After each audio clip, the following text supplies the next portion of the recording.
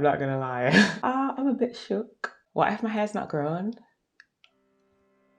It's been 3 months of the 2024 hair growth challenge. We want to grow long, healthy hair this year. And despite the doubt and genetics people saying it's only people who have good hair genes that can have long hair, it's just not true. For the most part, we can determine the length and the health of our hair. You see, I'm on a mission to grow my hair from shave to tailbone length within 7 years. And as of this month, I'm exactly 4 years into the journey. And today we're going to be finding out exactly where my hair has got to. Now, I don't know if this resonates with you, but for most of my life, I believe the longest my hair could ever get to was shoulder length. I just kind of believed like black women didn't have long hair unless they were mixed with something or, you know, they just had good hair.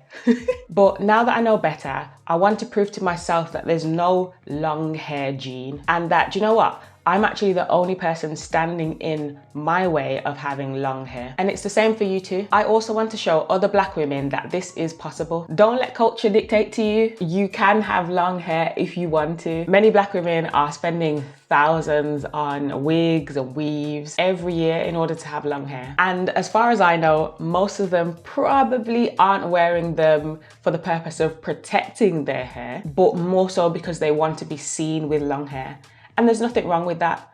But my personal opinion is, why not just grow it out your own scalp? Anyway, this video is literally the culmination of 4 years of my diligent hair growth, but it's also the 3-month mark of this year's hair growth challenge. So let's get into it and see how far I've come. I do just want to share a few key points with you that have helped me to get to this process so far, and just things that have been really pertinent and really key along the way. So when I started the journey in March 2020, as I mentioned, my hair was shaved. I'm talking, it was a number 3 on the top and a number 1 on the sides. And obviously I had decided to grow my hair long, and so I planned out what that would look like. At this point of my journey, 4 years in, I expected my hair to be just about past armpit length. And some of you may be wondering, okay, well, how did you work that out? Do you know what I did? It sounds a bit silly, but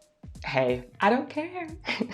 So I got a tape measure and I worked out that apparently hair grows on average 4 to 6 inches per year. I think I took the smallest amount of that. I took about 4 inches, and I literally measured like from here, from my shaved hair, 4 inches down. And I thought, okay, after a year, I'll get to my eye. Then I did another 4 inches. And I thought, okay, next year, I'll get to my chin. And I literally kept doing that 4 years. Here's the next one. Okay, so like collarbone. And then from collarbone, 4 years. Sorry, I keep saying 4 years. I mean 4 inches. 4 inches, armpit length. So that's why I expected to be at armpit length around this point. Now, if you watched any of my videos previously, you'll know that I'm already at armpit length. Thank you, Jesus. Okay, sorry. Might edit that out. So I'm looking forward to seeing where I've actually got to now. But my point that I want to share with you is, if you are on a hair growth journey, make sure to get your expectations right. Don't expect to get from shave to tailbone length in 2 years. It's not gonna happen.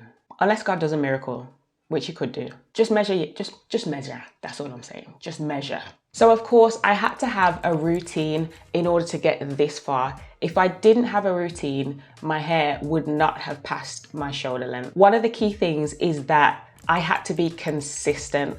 I literally stuck to the same routine week on week on week. My hair routine is quite similar to Indigenous strands. However, I have adapted it to suit myself, but I kept it really simple. And I think for me, that was key. If I didn't keep it simple, then I probably wouldn't have been as consistent as I have been. Another thing to note is, not only are there things that we need to do when we're growing our hair, but there's also things that we need to not do, things that we need to avoid. So on this journey so far, I have avoided doing wash and goes. Well, to be honest, I've never done a wash and go in my life, but I've just seen from others doing it. My hair shrinks up, and when my hair shrinks up on itself, that's when it gets more single strand knots. I'm not here for that.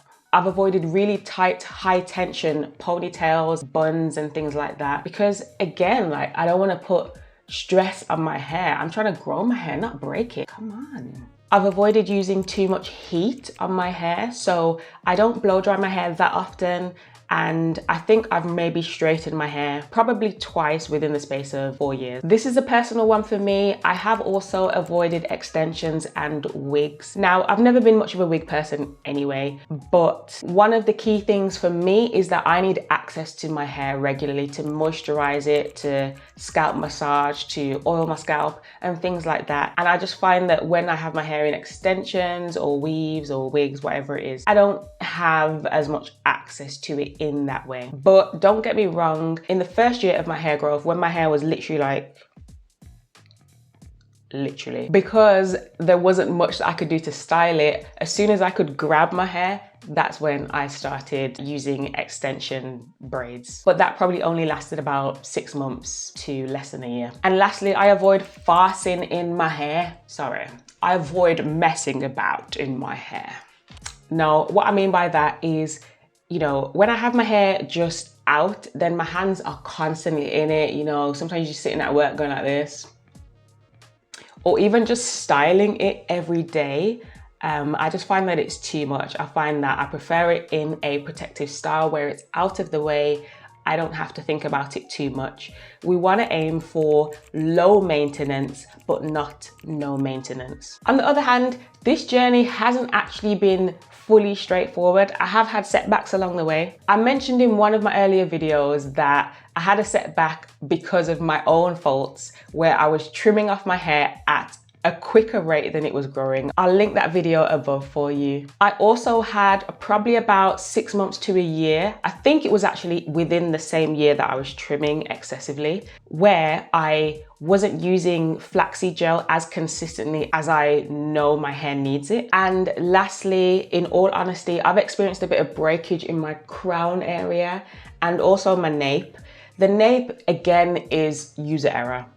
It's just my own bad habits. But the crown area, honestly, I'm still working on how to strengthen the hair in that area, how to grow it out as well. And so those are a few things that have been really key for me along the way so far. But yeah, I think we're gonna get into measuring all this hair and seeing how we're getting on. Okay, so I probably should have bought some kind of like clip thing or something to put my hair up, but we're gonna start with the back. I'm just gonna undo 1 or 2 twists here and I will be back. So this back one is actually plaited at the root still. I don't wanna undo it because I kinda wanna anchor my my partings, but let's go. Okay, I'm measuring in inches as that's how I have done it in the previous videos. This process isn't actually very easy, by the way. I find it quite hard. Oh, my ends are curly, I forgot. This is really hard. My ends are like so curly because I've been using flaxseed gel, of course. All right. Literally, why is it so hard? Like, this is actually quite hard. Okay, I hope you guys can see this, by the way. So here we go, 13 inches. Let's have a look back and see what it was before. Okay, let's do the middle. Y'all, this is not easy. Can somebody invent some kind of like tape measure that just, you know, makes this process a little bit easier? Okay, here we go. Okay, this looks like 13. That don't sound right to me, you know. That don't sound right. But anyway, okay, and let's look at the front. Oh, that would be a bomb twist out. Ooh, I don't really wear twist outs, but sorry. Anyway, okay, holding it at the root and pulling it down, down, down, down, down, down, down, down, down, down, down, down, down, down, down. All right, so let's calm down. 13.5. Wow. Okay, that sounds right for the front. I feel like something went wrong with the middle, you know. Maybe I need to measure it again. Guys, I was not convinced about the middle of my hair not growing, so we're going in again. Probably shouldn't have worn a black top. Okay, we're passing 13 now. 14! It's actually just over 14. Can you see that? 14 and a bit. Listen, I knew that wasn't right, you know. There is no way that I could have lost half an inch. No. 14. Yes. But, yo, I'm actually happy about that, you know. Where was I going with that 13? Nah. All right, we're good now. We're good. Let me just point out as well, I think this was around the same place where I measured last time, and it might have been the same plait because the end, it didn't have any flaxseed gel in. So, yeah. Okay. This is a summary of my results. On average, my hair grew between 1 inch to 1.5 inches within 3 months. One last thing I want to do, because if you watch the 2024 hair growth challenge video or also my shorts, then you will have seen that I have a hair length check t-shirt, which my husband bought for me. Thank you, husband. I love you. So I'm going to measure the back of my hair against the t-shirt as well. Let's see how we're doing now. All right. I hope you can see that. I really hope you can see this. Oh my gosh, if it's not on here, I'm gonna be so annoyed. Let me just, okay. All right. Right, I'm hoping you guys can see that. Okay. All right, so, okay, we did okay. So I kind of anticipated that my hair would have grown about 1.25, like 1 and a little bit inches from January to now. Now, to be fair, we're not at the end of March yet. There's still a few more days, but yeah, I would have expected just over an inch, let's just call it that. And it seems like the front has done really well. Really well. I'm actually quite surprised about that. I'm actually like, okay, 1.5 inches in 3 months. So if I were to work that out, wait, if I grow 1.5 inches every 3 months, 3 inches in 6 months. Sorry. 3 inches in 6 months. So that's 6 inches in the year. That's like the higher side of the average. Dang. Wow. Okay. That's pretty good.